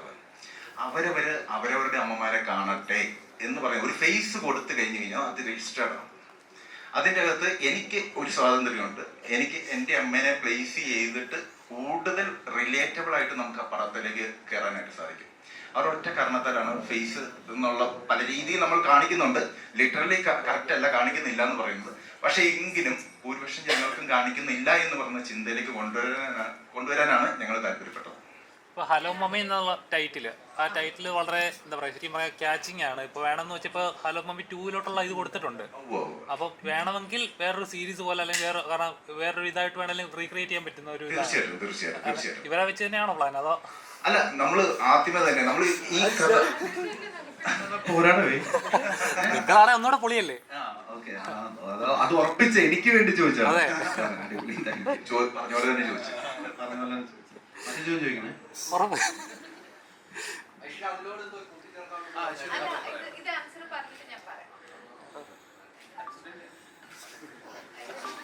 അല്ല, അതിൻ്റെ ബേസിക്കലി എന്താണെന്ന് വെച്ചാല് ഈ മമ്മി എന്ന് പറയുന്ന കഥാപാത്രത്തെ നമുക്ക് പല ചോദ്യങ്ങളുണ്ട്. എന്തുകൊണ്ട് തിരിച്ചു പോയി, ഞാൻ ഓൾറെഡി അഡ്രസ് ചെയ്തതാണ്. പക്ഷെ എന്തുകൊണ്ട് പോയി എന്നുള്ളത് ഒരു ഇമോഷണൽ കഥയാണ്. അത് ഞങ്ങൾ ഫസ്റ്റ് ഇതിൻ്റെ അകത്ത് ഫില്ല് ചെയ്യാത്ത ഓരോ കാര്യങ്ങളും ഞങ്ങൾ എഴുതിയിട്ടുണ്ട്. അവരെങ്ങനെയാണ് ആ മരിക്കുന്ന പോയിന്റ്, എങ്ങനെയാണ് തിരിച്ചു വന്ന പോയിന്റ്, എങ്ങനെയാണ് അത് ഹെവി ഇമോഷനാണ്. പക്ഷെ ഇതൊന്നും നമ്മൾ സ്റ്റാർട്ടിങ് എന്നുള്ള രീതിയിൽ ഞാൻ പറഞ്ഞില്ല, ഷർഫ് ഇവരുടെ ലൈഫിലേക്ക് കയറി വരുന്ന ഒരു പോയിന്റ് മാത്രമാണ് നമ്മൾ കാണിച്ചിരിക്കുന്നത്. അതിന് മുൻപും പിൻപും ഉള്ള കഥകളുണ്ട്. എന്തുകൊണ്ട് പോയില്ല, ഇവർ എത്ര നാളെ ഇവിടെ നിന്നിരിക്കുന്നു, ബഹോടകൾ എന്ന് പറയുന്ന ആ ഗ്രൂപ്പിന് എന്താണ് ഇവരുമായിട്ടുള്ള ബന്ധം, ഈ ചോദ്യങ്ങളൊക്കെ നമ്മൾ നിലനിർത്തിക്കൊണ്ട് തന്നെയാണ് ഭയങ്കര കോൺഫിഡൻ്റ് ആയിട്ട് നിൽക്കാനുള്ള കാരണം, അങ്ങനെ അഡ്രസ്സ് ചെയ്യാനുള്ള കാരണം എന്താണെന്ന് വെച്ച് കഴിഞ്ഞാൽ ഇത് ഈ പടത്തിന് ഇനഫായിരുന്നു എന്ന് നമുക്കൊരു കോൺഫിഡൻസ് വന്നതുകൊണ്ടാണ്. ഇപ്പോൾ അതിൽ ഗ്രാഫ് ഉണ്ടല്ലോ, ഇപ്പോൾ ഫസ്റ്റ് നോർമൽ നമ്മൾ കണ്ടുവരുന്ന ഒരു പാറ്റേൺ ആണ്. ഒരു പടം ഇറങ്ങി അത് ഹിറ്റായി കഴിഞ്ഞ് കഴിഞ്ഞാൽ ഒരു ഗ്യാപ്പിന് ശേഷമാണ് രണ്ടാം പാർട്ട് അനൗൺസ് ചെയ്യുന്നത്. അപ്പം ഈ ഇപ്പോൾ ഉണ്ടാക്കിയെടുത്ത ഒരു ഹ്യൂമറിന്റെ ഒരു ഹൈപ്പ് ഉണ്ട്. സെക്കൻഡ് പാർട്ടിലോട്ട് അതൊരു എന്താ പറയുക വെയിറ്റ് ആയിട്ട് തോന്നുന്നുണ്ടോ? ഇല്ലില്ല, എളുപ്പമായി പോകും. കാരണം എന്താണെന്ന് വെച്ചാൽ നമുക്ക് കയ്യിലിരിക്കുന്ന നമ്മുടെ കയ്യിലിരിക്കുന്ന ആക്ടേഴ്സിന്റെ ഒരു ലിസ്റ്റ് ഒന്ന് എടുത്ത് നോക്ക്. അത്ര ഇഷ്ടമാണ്. പഴയ തലമുറയും പുതിയ തലമുറയുടെയും ഒക്കെ ഒരു സങ്കര സാധനമാണ് നമ്മുടെ കയ്യിലിരിക്കുന്നത്. അത് ഭയങ്കര കോൺഫിഡൻസ് നമുക്ക് കിട്ടുന്നുണ്ട്. ഷർഫൊക്കെ ഇതൊക്കെ കേൾക്കുമ്പോൾ പേടിയാണോ സന്തോഷമാണോ? ഇത് ഉപയോഗിക്കുന്ന വാക്കുകളൊക്കെ കേൾക്കുമ്പോൾ എനിക്ക് കിട്ടുന്നുണ്ട്. പശുവിനൊക്കെ പറയും പോലെ. പക്ഷെ ഒരു കാര്യമുണ്ട്, ഞാൻ ഹലോ മമ്മി 2 മമ്മി ഉണ്ടോ? സൂപ്പർ പവർ കിട്ടോ? കിട്ടിക്കഴിഞ്ഞു. അതെനിക്ക് ഒന്നുകൂടി നല്ല ഇത് മിന്നൽ മുരളി പോലത്തെ പടമോ എന്തായാലും പുറത്തേക്ക് കിട്ടും. അതെ, ഒരു ക്വസ്റ്റ്യൻ ഉണ്ട്. അയ്യോ അല്ല, ആക്ച്വലി ബോളിവുഡിലെ ഇങ്ങനത്തെ പോസ്റ്റേഴ്സ് ഓൾമോസ്റ്റ് കണ്ടിട്ടുള്ളത് ഇതുപോലത്തെ. അപ്പൊ ഈ അക്ഷയ് കുമാർ പോലത്തെ ആർട്ടിസ്റ്റ്, നമ്മുടെ റിതേഷ് ദേശ്മുഖ്, അങ്ങനെ ഒരുപാട് പേര് ഇങ്ങനത്തെ കുറെ ഹ്യൂമർ, കോമഡി അങ്ങനത്തെ സംഭവങ്ങൾ ചെയ്യുന്നുണ്ടല്ലോ, മീൻസ് ഹൊറർ ആയിട്ടുള്ള. അപ്പൊ അതാണോ നിങ്ങൾ ഉദ്ദേശിച്ചത്? മീൻസ് ഒരു ബോളിവുഡ് ടച്ച് കിട്ടാൻ വേണ്ടി കഥ എഴുതിയപ്പോ റൈറ്ററിനോടാ? നമ്മൾ അങ്ങനെ ഒരു സിറ്റുവേഷൻ, നമ്മൾ കണ്ടുപരിചയം ഇല്ലാത്ത ഒരു സാധനം കൊണ്ടുവരണം എന്നുള്ള സിമ്പിൾ ആയിട്ടുള്ള ഒരു ആഗ്രഹത്തിന്റെ പുറത്താണ് നമ്മൾ അങ്ങനെ ഒരു കാര്യത്തിലേക്ക് പോയിരിക്കുന്നത്. അപ്പം ഞങ്ങൾ സംസാരിച്ച് കഴിഞ്ഞപ്പോൾ അങ്ങനെ ഒരു ആക്ടർ, സണ്ണി ഹിന്ദിച്ച പോലുള്ള റെയിൽവേ മാനൊക്കെ ചെയ്ത് ഭയങ്കര എസ്റ്റാബ്ലിഷ്ഡ് ആയിട്ടുള്ള ഒരു ആക്ടർ വന്നു കഴിഞ്ഞപ്പോഴത്തേക്കും നമുക്ക് കിട്ടുന്ന ഒരു കോൺഫിഡൻസ് ഉണ്ട്. അപ്പോൾ അതിന് വലിയ കാര്യങ്ങളുണ്ടായി. അയാൾ വരണമെന്നുണ്ടെങ്കിൽ അതിൻ്റെ കോസ്റ്റ്, പ്രൊഡക്ഷൻ, കാര്യങ്ങളെല്ലാം ഉണ്ട്. അപ്പോൾ ഇതെല്ലാം കൂടെ ഒത്തു വന്നു കഴിഞ്ഞപ്പോഴത്തേക്കും നമുക്ക് കിട്ടിയ ഒരു കോൺഫിഡൻസിന്റെ പുറത്താണ് ആ ക്യാരക്ടർ അത്രയും എന്താ പറയുക, അതുപോലത്തെ വിഷ്വൽസ്. ഇപ്പം എസ്പെഷ്യലി പറയുകയാണെന്നുണ്ടെങ്കിൽ എല്ലാവരും എടുത്ത് പറയുന്ന കാര്യമാണ് സി ജി പിക്ടോറിയൽ എന്ന് പറയുന്നത് എടപ്പള്ളി തന്നെയാണ്. ഷാർപ്പ് ഓൾറെഡി പറഞ്ഞു. അപ്പം നമുക്ക് എല്ലാവർക്കും സംശയം ഉണ്ടായിരുന്നു മലയാളത്തിൽ ഇങ്ങനെ ഒരു സാധനം ഇത്ര ക്ലാരിറ്റിയോട് കൂടി ഇത്ര കോൺഫിഡൻ്റ് ആയിട്ട് കാണിക്കാൻ പറ്റുമെന്നുള്ളത്. പക്ഷെ നമ്മൾ ആദ്യത്തെ ഒരു 3 സീൻ്റെ കട്ട് വന്നു കഴിഞ്ഞപ്പോൾ തന്നെ ഞങ്ങൾ കോൺഫിഡൻ്റ് ആവുകയും തുടർന്ന് എന്താ പറയുന്നത് കൈവിട്ട് കളിച്ചോ എന്ന് പറയുന്ന ഒരു രീതിയിലേക്ക് അവരുമായിട്ട് നമ്മൾ സംസാരിക്കുകയും ചെയ്തു. ആ ഒരു വിശ്വാസത്തിന്റെ പുറത്താണ് നമ്മൾ ഇതിലേക്ക് വന്നിരിക്കുന്നത്. ബോളിവുഡ് ടച്ച് ഉണ്ടെന്ന് തോന്നിയിട്ടുണ്ട്, അതുകൊണ്ട് ചോദിച്ചത്. ഷർഫിക്കയുടെ അടുത്ത് ചോദിക്കാനാണ്, അടുത്തൊരു റിതേഷ് ദേശ്മുഖ് ആകാൻ ചാൻസ് ഉണ്ടോ? റിതേഷ് ദേശ്മുഖ് എനിക്ക് ഭയങ്കര ഇഷ്ടമുള്ള ആക്ടറാണ്. അദ്ദേഹം പടങ്ങൾ ചെയ്യുന്നത് ഭയങ്കര കുറവാണെന്ന് ബട്ട് നല്ല ഹ്യൂമർ ആയിട്ടുള്ളതും പിന്നെ നല്ല ജോണേഴ്സ് ഉള്ള സംഭവങ്ങൾ ചെയ്യുന്നുണ്ട്. അദ്ദേഹത്തിന്റെ ഒരു ജോണറൊക്കെ എനിക്ക് അതിനേക്കാളും ഭയങ്കര വർക്കായിട്ട് തോന്നിയത് സ്ത്രീ 2 രാജ്കുമാർ റാവിന്റെ പെർഫോമൻസ് എനിക്ക് കുറച്ചും കൂടി ഭയങ്കര ഇഷ്ടമായിരുന്നു. പക്ഷെ ഞാൻ പറയുകയാണെന്നുണ്ടെങ്കിൽ ഇപ്പോൾ അവിടുത്തെ സിനിമകൾ വെച്ച് നോക്കുമ്പോൾ നമ്മുടെ ഐഡിയക്കുള്ള ഒരു ഒറിജിനാലിറ്റി, ഇപ്പോൾ ഈ പറയുന്ന സിനിമകളിൽ പലതും നമ്മുടെ റീമേക്കുകളാണെന്നുള്ളതാണ്. ഈ ബോളിവുഡ് ടച്ച് ഉണ്ടോ എന്ന് ചോദിക്കുമ്പോൾ പ്രശ്നം. അവിടെ നിന്ന് ഇങ്ങോട്ടേക്ക് കൊണ്ടുവന്ന ബൂർബുലയ്യ നമ്മുടെ ആണെന്ന് പറഞ്ഞിട്ട് അവർ സമ്മതിക്കാത്ത കാലത്താണ് നമ്മൾ ജീവിക്കുന്നത്. അപ്പൊ അതാണ് ഇവിടുത്തെ ഏറ്റവും വലിയ കോമഡി അല്ലേ? അപ്പോ ഇവിടുന്ന് പോയതാണ് എല്ലാ പരിപാടിയും. അപ്പൊ അതുപോലെ ഈ എൻ്റെ ഒരു ഊഹം ശരിയാണെങ്കിൽ ഹലോ മമ്മി എന്ന് പറയുന്ന സിനിമയുടെ ഈ ഐഡിയ ആക്ച്വലി നിങ്ങൾ വളരെ ജെന്യൂൻ ആയിട്ട് നിങ്ങൾക്ക് തന്നെ പറയാൻ പറ്റും, ഈ ഒരു ഐഡിയ നമ്മൾ എവിടെയും കണ്ടിട്ടില്ല അല്ലേ? ഈ ഒരു സിറ്റുവേഷൻ എവിടെയും കണ്ടിട്ടില്ല. അപ്പം ആ സിറ്റുവേഷനാണ് നമ്മൾ വർക്ക് ചെയ്യുന്നത്. അതും അത്യാവശ്യം ഹാപ്പി ആയിട്ട് നിൽക്കുന്നുണ്ട്. അപ്പോൾ അതിൽ സന്തോഷമുണ്ട്, ഭയങ്കര സന്തോഷം. അടിപൊളിയായിട്ടുണ്ട്. ഏതായാലും ഒരു ബോളിവുഡ് ലെവൽ വന്നു. അതുകൊണ്ടാണ് എനിക്ക് ചോദിച്ചത്. ഞാൻ നോർത്ത് ഇന്ത്യയിൽ ആയതുകൊണ്ടേ ഞാനാ ചോദിച്ചത്. ഓ, അപ്പൊ നോർത്ത് ഇന്ത്യയിലായിരിക്കും ഇത് ന്യൂസ് വരുന്നത്. ഇപ്പൊ തൽക്കാലം ഇവിടെ തന്നെ കരിമംഗലം അമ്പലങ്ങൾ തൃപ്പൂണിത്തുറ പോയാ മതി.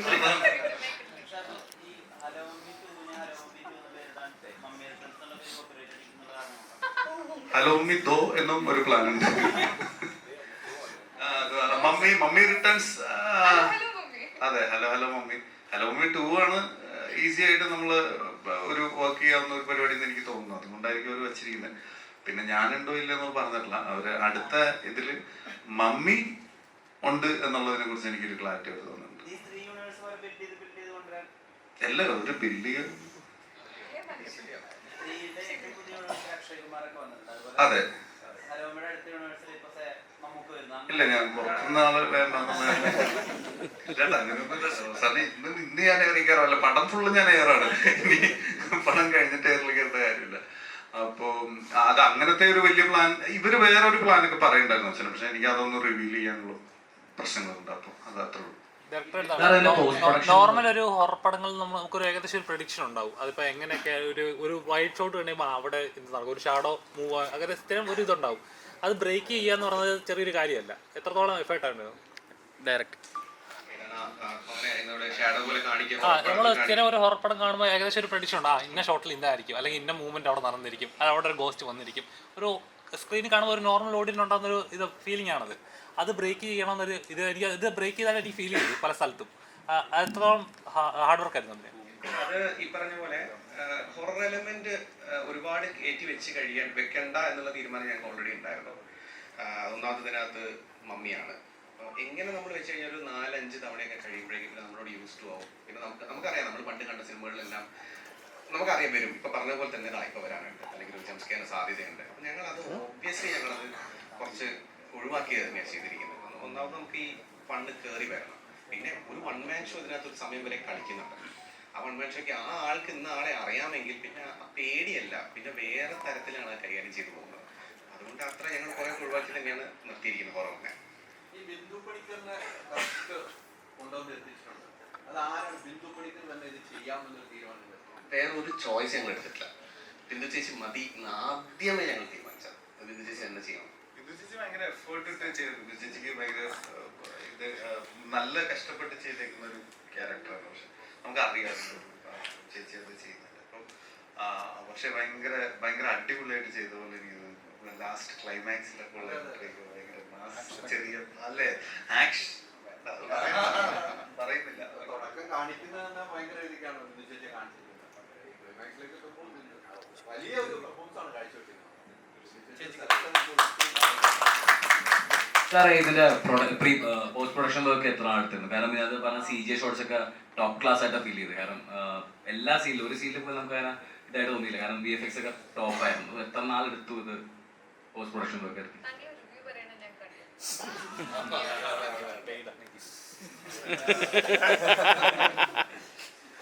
പോസ്റ്റ് പ്രൊഡക്ഷൻ ഞങ്ങൾ ഏറ്റവും നല്ല സമയം കൊടുത്തത് VFXന് തന്നെയാണ്. VFXന് നല്ല സമയം ഞങ്ങൾ കൊടുത്തിട്ടുണ്ട്. കാരണം അവരൊന്നാമത് ഇപ്പൊ ഇതിനകത്ത് നമ്മുടെ വൺ ഓഫ് ദ പ്രൊഡ്യൂസേഴ്സിൽ രാഹുൽ ES, നമ്മുടെ ക്രിയേറ്റീവ് ഡയറക്ടറിനെ, പുള്ളി ഓൾറെഡി VFXൽ അഗ്രഗണ്യമാണ്. അപ്പോൾ പുള്ളിയുടെ നിർദ്ദേശപ്രകാരം ഒരു ടീം നമ്മുടെ കൂടെ ഷൂട്ടിലുണ്ടായിരുന്നു. അപ്പം അവരുടെ സഹായത്തോടെയാണ് ഞങ്ങൾ പല കാര്യങ്ങളും, നമുക്ക് ചുമ്മാ ഇന്ററാക്ഷൻസ് ഒന്നും അങ്ങനെ കയറി ഷൂട്ട് ചെയ്യാൻ പറ്റില്ല. അപ്പോൾ ഇന്ററാക്ഷൻ ഷൂട്ട് ചെയ്യുമ്പോൾ ഒരുപാട് കാര്യങ്ങൾ അതിനകത്തുണ്ട്. ആ ഇന്ററാക്ഷൻസ് എല്ലാം ഇവരെ വെച്ചാണ് പല കാര്യങ്ങളും. ക്ലൈമാക്സ് ഓൾ ക്രൂ അവിടെ ഉണ്ടായിരുന്നു. അതല്ലെങ്കിൽ എങ്ങനെ വേണം, ഇപ്പൊ CG ഒരാൾക്കും ഒന്നും കുറ്റം പറയാൻ പറ്റാത്ത CG അവർ ചെയ്തിട്ടുണ്ട്. വേൾഡ് ക്ലാസ് ഫീൽ ചെയ്തു.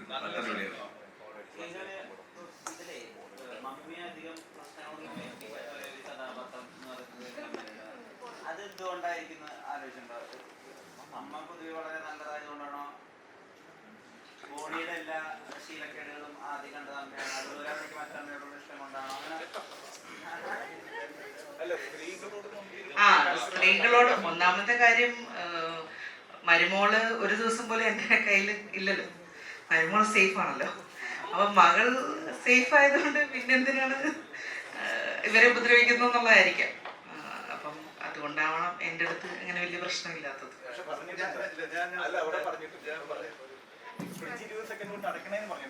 അല്ല, ആക്ച്വലി ആദ്യം മമ്മീൻ്റെ അടുത്ത് ചെറുതായിട്ട് ഞാൻ സ്പെഷ്യൽ റിക്വസ്റ്റ് വെച്ചു, എന്റെ മമ്മീനെങ്കിലും ഉപദ്രവിക്കാതിരിക്കാൻ പറഞ്ഞാന്ന് പറഞ്ഞിട്ട്. അങ്ങനെ സത്യമായിട്ടും ആദ്യം ഒന്ന്, അല്ലെങ്കിൽ റോപ്പിക്കാറുണ്ട് ഒന്നേനെങ്കിൽ അങ്ങനെ ഇല്ല. പക്ഷെ എന്താ പറയാ, അത് ഒരു ഫെമിനിസ്റ്റ് മമ്മിയാണെന്ന് പറയാം അല്ലേ? അതില് ഈ പടത്തില് ശരിക്കും ഷർഫിന്റെ കൂടെ ഭയങ്കര കട്ടയ്ക്ക് പിടിച്ചു നിന്നിട്ട് അഭിനയിക്കുന്നുണ്ടായി. എങ്ങനെ ഉണ്ടായിരുന്നു ഷർഫിന്റെ കൂടെ ഒരു കട്ടയ്ക്ക് പിടിക്കാൻ? എങ്ങനെ ഉണ്ടായിരുന്നു? പിടിച്ച ഇന്ത്യക്കാരെന്ന് പറയുന്ന മൂവി ഞങ്ങൾ ഒരുമിച്ച് ചെയ്തിട്ടുണ്ട്. പിന്നെ ക്യാമറയ്ക്ക് മുമ്പിലുള്ളതിനേക്കാൾ നല്ല റാപ്പ് ക്യാമറയ്ക്ക് പുറകിലുള്ളത് കൊണ്ട് ഒരു സംഭവം, ഒരു സീൻ ഇംപ്രവൈസ് ചെയ്യാനാണെങ്കിലും കാര്യങ്ങൾ പറയാനാണെങ്കിലും അങ്ങോട്ടും ഇങ്ങോട്ടും എക്സ്ചേഞ്ച് ചെയ്ത് ചെയ്യാൻ പറ്റിയിട്ടുണ്ട്. ഷർഫുഖാൻ പൊളിയാണ്. ഐശു ഈ പറഞ്ഞതിനോട് ചോദിക്കുകയാണ്, ഈ ഷറഫുദ്ദീന്റെ ക്യാരക്ടർ എന്ന് പറഞ്ഞാല് നമുക്ക് പിടി തരാത്തൊരു ക്യാരക്ടറാണ്. നേരിട്ട് കണ്ട തഗ് അടിച്ച് കയറ്റുന്ന ഒരാളാണ്. അതുപോലെ തന്നെ സിനിമയിലായാലും പോലും ഭരതനില് നല്ല രീതിയിൽ വില്ലൻ കഥാപാത്രം ചെയ്ത് ഒരു വൃത്തികെട്ട എന്നുള്ള രീതിയിൽ ഒരു ക്രിയേറ്റ് ചെയ്തത്. പക്ഷെ കോമഡി ചെയ്യുമ്പോൾ ഭയങ്കര ക്യൂട്ടായിട്ട് നമുക്ക് തോന്നാറുണ്ട്. എങ്ങനെയാണ് ഷറഫുദ്ദീൻ ഈ രണ്ട് ആംഗിൾ കാണുമ്പോൾ തോന്നുന്നത്? നിങ്ങൾ ഈ കണ്ട രണ്ടാളും അല്ല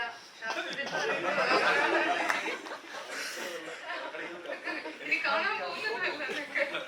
ഇല്ലില്ല, ആസ് ആൻ ആക്ടർ എനിക്ക് ഒരു കോ ആക്ടറിന്റെ കയ്യിൽ നിന്ന് ആവശ്യമുള്ള ഒരു കൊളാബറേറ്റീവ് ആയിട്ട് ചിന്തിക്കാനുള്ള ഒരു മനസ്ഥിതി, കംഫർട്ടബിൾ ആയിട്ട് വെക്കുക, നമുക്ക് ഡയറക്ടർ പറയുന്നതിനോട് ഫൈനൽ പ്രിഫറൻസ് കൊടുക്കുക, അങ്ങനെയുള്ള കാര്യങ്ങളെല്ലാം ഷർഫയ്ക്കൊക്കെ ഉണ്ട്. അതെനിക്ക് ഭരതൻ മുതൽ അറിയാവുന്നതാണ്. അതുകൊണ്ട് ക്യാരക്ടർ എന്താണെന്നുള്ളത് എനിക്ക് വിഷയമല്ല, എൻ്റെ വർക്കിംഗ് കംഫർട്ടാണ്. ഈ ഷറഫുദ്ദീനോട് ചോദിക്കുകയാണ്, ഈ പ്രേമം സിനിമയിലൊരു അറബി ഡയലോഗ് ഉണ്ട്, അത് എങ്ങനെയാ പറഞ്ഞതെന്ന് അറിയില്ല. അതുപോലെ തന്നെ ജഗതി ചേട്ടൻ്റെ ചില കോമഡി ഒക്കെ കാണാൻ നേരത്തെ ഈ കൈ നിറുന്നൊരു സന്ദർഭങ്ങളും കാര്യങ്ങളൊക്കെ ഉണ്ട്. അപ്പൊ ഈ സിനിമയിൽ ഈ പറയുന്ന കാര്യങ്ങളൊക്കെ ചെയ്യാറുണ്ടോ? ഈ ജീവിതത്തിൽ സിനിമയിൽ ഇത്തരം കാര്യങ്ങൾ കൈ നിർത്ത കുറെ കാര്യങ്ങൾ ഉണ്ടാവുമല്ലോ, അതുപോലുള്ള ഇപ്പൊ ഞാൻ എക്സാമ്പിൾ പറഞ്ഞത് ഈ പ്രേമത്തിൽ ഈ ഡയലോഗ് ഒക്കെ അത്തരത്തിൽ വന്നതാണോ? അല്ല, പ്രേമത്തിലെ ഡയലോഗ് ഈ പറഞ്ഞ പോലെ അത് പെട്ടെന്നൊരു മാറ്റം വന്നതാണ്. ആ സമയത്ത് വന്ന മാറ്റവും അത് നമുക്ക് ടെൻഷനോട് കൂടി തന്നെയാണ്. അപ്പൊ നമ്മൾ കുറെ സിനിമ ചെയ്തിട്ടുള്ള എക്സ്പീരിയൻസിലാണെങ്കിൽ നമുക്ക് ഇപ്പൊ പറയാൻ പറ്റും, ഇത് വർക്കാണ്. ഇപ്പോഴത്തെ ഒരു ടോൺ അതാണ്, ഇത് വർക്കാണ്. അന്ന് അതിനുള്ള കോൺഫിഡൻസും ഇല്ല, ഇതൊന്നുമില്ല. നമ്മൾ ഒരുപാട് ടെൻഷൻ അടിച്ച് എല്ലാവരോടും ചോദിച്ച് ഇത് ഇങ്ങനെയാണ് പെർഫോം ചെയ്യണമെന്നൊക്കെ പറഞ്ഞു. അപ്പൊ അങ്ങനെ ഒരു ധാരണയിലേക്ക് വന്നത് അറബി ഡയലോഗിലേക്കൊക്കെ എത്തിയതാണ്. അപ്പൊ എല്ലാവർക്കും അത് ഇഷ്ടമായത് കാരണം കൊണ്ട് അത് ഓക്കെ ആയിരുന്നു. ഷറഫുദ്ദീൻ തുടക്കകാലത്ത് ഒരു സിനിമയിലത്തെ ഷറഫുദ്ദീന്റെ തമാശകൾക്ക് വലിയ വിമർശനമൊക്കെ നേരിട്ടുണ്ട്. പിന്നീട് അതിനുശേഷം അങ്ങനത്തെ സിനിമകൾ ചെയ്യില്ല എന്ന് പറഞ്ഞിട്ടുണ്ട്. ഇപ്പൊ റെസ്പോൺസിബിൾ ആണോ ഒരു തമാശ ഡയലോഗ് പറയുമ്പോൾ? അത് എന്തായിരിക്കും എന്റെ പൊളിറ്റിക്കൽ എഫക്റ്റീവ്നെസ്? അല്ലെ, ഞാൻ ആ സിനിമ അങ്ങനത്തെ സിനിമകൾ എന്ന് പറഞ്ഞാൽ അതിൻ്റെ അകത്തൊരു 3-4 ഡയലോഗുകളോട് എനിക്ക് ഇപ്പൊ നോക്കുമ്പോ എനിക്കൊരു പ്രശ്നമുണ്ട്, വിയോജിപ്പുണ്ട്. ഇപ്പോ അത് നിങ്ങൾ ഉദ്ദേശിക്കുന്നുള്ളൂ ശരിക്കും പറഞ്ഞാൽ അഡൽട്ട് ഹ്യൂമർ അല്ലെങ്കിൽ അഡൽട്ട് കോമഡി, അതിനോട് എനിക്ക് യാതൊരു പ്രശ്നമില്ല. ഞാൻ പറഞ്ഞത് അത് ഞാൻ ഇനിയും ചെയ്യുന്നതിൽ എനിക്ക് യാതൊരു പ്രോബ്ലം ഇല്ല. പക്ഷെ ഞാൻ പറഞ്ഞത് അതല്ലാതെ അതിനെയും ഇതായിട്ടുള്ള ഇത് ചെയ്യുന്ന ഒരു ലെവലിലേക്കുള്ള ഒരു ഹ്യൂമറൊക്കെ അന്ന് അതിൽ ഉണ്ടായിരുന്നു. അപ്പൊ അതൊക്കെ അങ്ങനത്തെ ഒരു ഡയലോഗ്സ് ഒഴിവാക്കാന്നുള്ളതാണ്, അത് സിനിമ ഒഴിവാക്കാനുള്ള ശക്തിയായിട്ടില്ല. Thank you.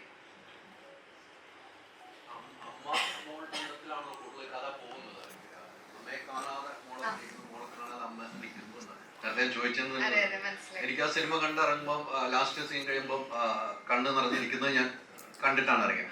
ആ ഒരു എങ്ങനെയാണ് അത് ഫീൽ ചെയ്തത്? അമ്മ മോൾ ബന്ധം കാണുന്നില്ല നമ്മൾ അമ്മയെ, ജീവിതത്തിലുണ്ടായിരുന്ന അമ്മ, ആ ഒരു ചിന്താഗതി ഉണ്ടല്ലോ, ഏത് മക്കൾക്കും ഉണ്ടാവുന്ന ഒരു ഫീലാണ്. അത് എങ്ങനെയായിരുന്നത്? അതാണ് ഞാൻ നേരത്തെ സാൻജു പറഞ്ഞത്. Thank you for asking that question again. എനിക്ക് സിനിമയിലെ കഥ അറിയാം, ഞാൻ അഭിനയിച്ച സിനിമയാണ്. എന്നിരുന്നിട്ടും ഞാൻ ഇത് കാണുമ്പോൾ ഞാൻ എൻ്റെ അമ്മയെ പലപ്പോഴും പ്ലേസ് ചെയ്തു. അപ്പം ഞാൻ അമ്മയുടെ അടി ഉണ്ടാക്കിയിട്ടുള്ള അവസരങ്ങളും മിണ്ടാണ്ടിരുന്നിട്ടുള്ള സമയങ്ങളും ഒക്കെ ഉണ്ട്. പുള്ളി ഒരു ഡയലോഗ് പറയുന്നുണ്ടല്ലോ, 22 വർഷമായിട്ട് ഇന്ന് തുടങ്ങുന്ന ആ ഡയലോഗിൽ എൻ്റെ കണ്ണ് ശരിക്കും നിറഞ്ഞായിരുന്നു. കാരണം ഒരു പോയിന്റിൽ ഞാൻ എൻ്റെ അമ്മയ്ക്ക് എൻ്റെ അടുത്തുള്ള സ്നേഹമൊക്കെ ആലോചിച്ചു. അപ്പം എൻ്റെ അമ്മയെ പറ്റി ഞാൻ അവിടെയാണ് കണക്ഷൻ വരുന്നത്. സാൻഡ്രയുടെ ആ സംഭവം വർക്കായി എന്ന് ഞാൻ അതാണ് ഞാൻ ആഡ് ചെയ്യാൻ വന്നത് നേരത്തെ. ഇത് വർക്കായി കാരണം എനിക്ക് എൻ്റെ അമ്മയെ കിട്ടി അവിടെ. എന്നുവെച്ചാൽ ഒന്ന് ഒരു ലോങ് ഫോൺ കോൾ ഇന്ന് ഉണ്ടാവും, ഉറപ്പായിട്ടും അമ്മയുടെ അടുത്ത് ഉണ്ടാവും. ആ ഒരു ഫീലിംഗ് ആണ് സിനിമ കണ്ടു കഴിഞ്ഞപ്പോൾ.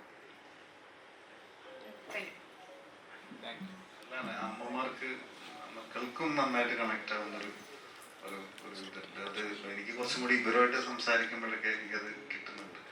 Girls perspective. അതെ അതെ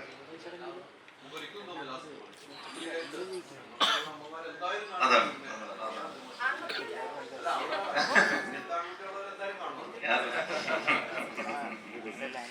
ഉണ്ടാക്കാനും കൗണ്ടർ പറയാനും ഒക്കെ, അല്ലെങ്കിൽ ഒരു ഡയലോഗ് എൻഡ് ചെയ്ത സ്ഥലത്ത് നിന്ന് നമുക്ക് എന്തെങ്കിലും ആക്ടിവിറ്റി ചെയ്യാനൊക്കെ, അത് പിന്നീട് ഇപ്പൊ തല്ലുമാല ഉൾപ്പെടെ അല്ലെങ്കിൽ ഈ ഹലോമയിൽ ഉൾപ്പെടെ ഒക്കെ വന്നതിന് എത്രമാത്രം ഹെൽപ്ഫുൾ ആയിട്ടുണ്ട്? തല്ലുമാലയുടെ ഒരു കോണ്ടെക്സ്റ്റിന് ഞാൻ ക്രിയേറ്റ് ചെയ്തുകൊണ്ടിരിക്കുന്ന കൈൻഡ് ഓഫ് കോണ്ടന്റുകളുടെ സഹായം എനിക്ക് ഉപയോഗിക്കാൻ പറ്റാത്തൊരു ഏരിയയാണ്. പക്ഷെ ഇവിടെ സാഞ്ചോ ഭായിയുടെ അടുത്തോ അല്ലെങ്കിൽ വൈശാഖിനോട് അടുത്തോ എനിക്ക് ഓപ്പണായിട്ട് ചോദിക്കാം, ഇങ്ങനൊരു സംഭവം പറയാമോ, ഇങ്ങനൊരു സംഭവം ചെയ്യാമോ. പക്ഷെ അത് എല്ലാവരുടെ അടുത്തും പറ്റിക്കൊള്ളണമെന്നും ഇല്ല. അപ്പം അങ്ങനെ പറ്റിയിട്ടുണ്ട്, അങ്ങനെ സംസാരിച്ചിട്ടുണ്ട്. അത് നമ്മുടെ സംഭവങ്ങൾ മാത്രമല്ല കേട്ടോ. നമ്മളിപ്പോൾ ജോമോൻ്റെ കാര്യങ്ങൾ സീൻ ചെയ്യുമ്പോഴാണെങ്കിലും ഒക്കെ ഞങ്ങൾ അങ്ങോട്ടും പല കാര്യങ്ങൾ പറഞ്ഞ് ചെയ്തിട്ടുണ്ട്. അത് വളരെ ഹെൽപ്ഫുൾ ആയിട്ടുണ്ട് ഒരു പക്ഷെ അതിന് ഇവരുടെ സപ്പോർട്ട് എന്ന് പറയുന്നത്, അത് ഒരു സംഭവം നമ്മളൊരു സീനിൽ പറഞ്ഞു അതവർ അപ്രൂവ് ചെയ്യുന്നില്ല എന്നുണ്ടെങ്കിൽ നമുക്ക് അടുത്തേക്ക് പോകാൻ പറ്റില്ലല്ലോ. അത് പടത്തിലുടനീളം അവർ സപ്പോർട്ട് തന്നിട്ടുണ്ട്. യെസ്. പിന്നെ എനിക്കൊരു കാര്യം പറയാനുള്ള, ഈ സിനിമ ഒരു 6 പ്രൊഡ്യൂസേഴ്സ് ഉണ്ട് നമുക്ക്. ഇവർ 6 പേരുടെയും ആദ്യ സിനിമയാണ്. ഇവര് ഇൻഡിപെൻഡൻ്റ് ആയിട്ട് ചെയ്യുന്ന. അതിന് മുമ്പ് ഒരു ഇത് ചെയ്തിട്ടുണ്ട്. ശരിക്കും പറഞ്ഞാൽ എനിക്ക് അവരെ ഒന്ന് ഈ വേദിയിലേക്ക് വിളിച്ചാൽ കൊള്ളാമെന്നുണ്ട്. അവരൊന്ന് ഇൻട്രൊഡ്യൂസ് ചെയ്യണം. കാരണം അവരുടെ ആദ്യത്തെ വെഞ്ചറാണ്. അവർ എല്ലാവരും ഇതിന് ഭയങ്കരമായിട്ട് വെയിറ്റ് ചെയ്തവരാണ്. അപ്പോൾ അവരെ എല്ലാവരും എനിക്കിതിലേക്ക് വിളിച്ചാൽ കൊള്ളാമെന്നുണ്ട്. എല്ലാവരും വരില്ലേ? എല്ലാവരും ഇല്ലേ?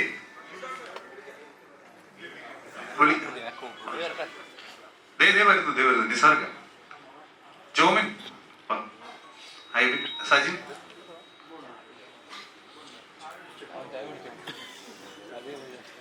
ഒരു ക്രൗഡ് ഫണ്ടിങ് പോലെ അവരുടെ ചെറിയൊരു സ്റ്റാർട്ടപ്പ് എന്നൊക്കെ പറയുന്നത്, നിങ്ങളൊക്കെ ഈ സ്ഥലം അവരുടെ ഒരു ഐഡിയ ആണ്. ഇത് ജോമിനാണ്. ജോമിൻ തമിഴ് സിനിമയിലെ ഒരു എഡിറ്റർ ആയിരുന്നു, ടെക്നീഷ്യൻ തന്നെയാണ്. ജോമിനാണ് ഹലോ മമ്മിയുടെ ഒരു പ്രൊഡ്യൂസർ. ഞാൻ ഐബിൻ ബാ. അപ്പം ജോമിനാണ് എന്നെ ആദ്യമായിട്ട് ഈ സിനിമയിലേക്ക് കണക്ട് ചെയ്ത ആദ്യത്തെ വ്യക്തി. ഇത് ഐബിനാണ്. ഐബിൻ ജാനിമൻ മുതലുള്ള സിനിമകളുടെ എക്സിക്യൂട്ടീവ് പ്രൊഡ്യൂസർ അല്ലെങ്കിൽ അതിന്റെ ബാക്ക് എൻഡിൽ വർക്ക് ചെയ്തിരിക്കുന്ന ആളാണ്. അപ്പം എന്താ പറയാ, ഐബിന്റെയും ആദ്യത്തെ വെഞ്ചറാണിത്. ഇസാർക്കയുടെ ഫസ്റ്റ് വെഞ്ചറാണ്, പക്ഷെ സെക്കൻഡ് ഒക്കെ അനൗൺസ് ചെയ്തിട്ടുണ്ട്. അങ്ങനെ ഒരു പരിപാടി ഉണ്ട്. എല്ലാം എന്റെ ഐശ്വര്യം. എവിടെ സജിൻ ബ്രോയുടെ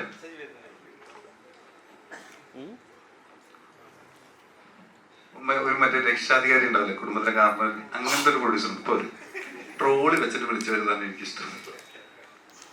ഇവിടെ പുള്ളി ഇവിടെ ഉണ്ടായിരുന്നു, അപ്പൊ അതൊക്കെ ഓടി ആണ്. പിന്നെ ഒരാള് ദിപൻ പട്ടേൽ എന്ന് പറഞ്ഞിട്ട്, രാഹുൽ ഇവിടെ ഇല്ല.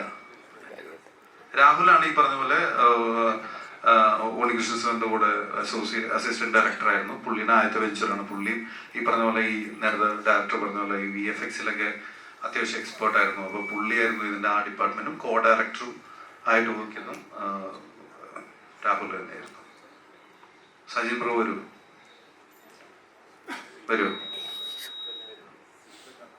അത് കഴിഞ്ഞിട്ട് നമുക്ക് ജനഗണമനപാടി അവസാനിപ്പിക്കാം അല്ലേ? ചെക്ക് ഷട്ടിട്ട് നിർത്ത ചേട്ടാ. ഷർഫക്ക, ഇന്ന് നോർമലി ഒരു പടം ഇറക്കുമ്പോൾ നമ്മൾ എപ്പോഴും ഒന്ന് ശ്രദ്ധിക്കാറുണ്ട് ചുറ്റുമുള്ള പടങ്ങൾ ഏതൊക്കെയാണ്, വലിയ പടങ്ങൾ വരാറുണ്ട്. ഇപ്പം നാളെ ഇപ്പൊ ഒരു ലോഡ് പടങ്ങൾ ഇറങ്ങുന്നുണ്ട്. അപ്പൊ എങ്ങനെയാണ് സ്ക്രീനിങ്? എല്ലാം കാണാനുള്ള ആഗ്രഹമുണ്ട്. എന്തായാലും പറ്റാവുന്നത് കാണും. പിന്നെ തീർച്ചയായും ഈ പറഞ്ഞ പോലെ എന്താ പറയാ, വളരെ പോസിറ്റീവായിട്ട് ലുക്ക് ഫോർവേഡ് ചെയ്യുന്നുണ്ട്. ഞാൻ ഹാപ്പി അവേഴ്സിന്റെ സിനിമകളുടെ ഫാനാണ്. ഡെഫിനറ്റ്ലി സൂക്ഷ്മദർശിനി ഞാൻ നോക്കുന്നുണ്ട്. ഇതാണ് സജിൻ ബ്രോ. സജിന് നിങ്ങൾ ഒരു വലിയ കൈയ്യടി കൊടുക്കണം പ്ലീസ്. അപ്പം ബാക്കിയുള്ള 2 പേര് ഇവിടെ ഇല്ല. ഇവര് 6 പേരാണ് ഈ സിനിമയുടെ പ്രൊഡ്യൂസേഴ്സ്. എല്ലാ സമയത്തും ഒരു പ്രൊഡ്യൂസേഴ്സിന്റെ സൈഡിൽ നിന്ന് പറയേണ്ട ഒരു പക്ക സപ്പോർട്ടായിരുന്നു. ഒരിക്കൽ പോലും ഒരു കൺഫ്യൂഷൻ തന്നിട്ടുള്ള ഒരു മാർക്കറ്റിങ്ങിന്റെ കാര്യത്തിലാണെങ്കിലും. VFX-ന്റെ ഏറ്റവും വലിയ ഇഷ്യൂ എന്ന് വെച്ചാൽ VFX-നെ വിശ്വസിക്കണം, അതിനുവേണ്ടി സ്പെൻഡ് ചെയ്യണം. അപ്പൊ ഏറ്റവും കൂടുതൽ പേ ചെയ്ത ഡിപ്പാർട്ട്മെന്റ് ആണ് VFX എനിക്ക് തോന്നുന്നു. അപ്പൊ അത്രയും സ്പെൻഡ് ചെയ്യാനുള്ള ഒരു എന്താ പറയാ ആർജവം അത് അവര് കാണിച്ചതിന് അവരോട് നന്ദി പറയണം. Thank you guys, thank you.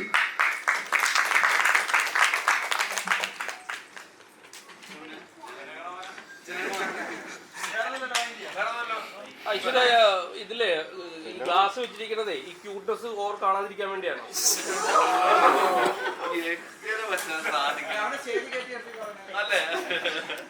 അല്ല, എന്തുകൊണ്ടാണ് ഒരു ബുജ്ജി ലുക്ക് അടിക്കാൻ വേണ്ടിയാണോ?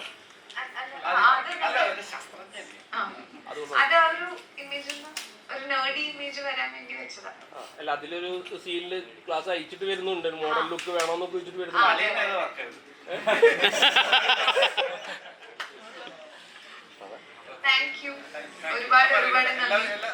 എല്ലാവരും സിനിമ ഉണ്ടോ? എല്ലാവരും കണ്ടു? ഹാപ്പി അല്ലേ? Happy. Thank you so much. Thanks.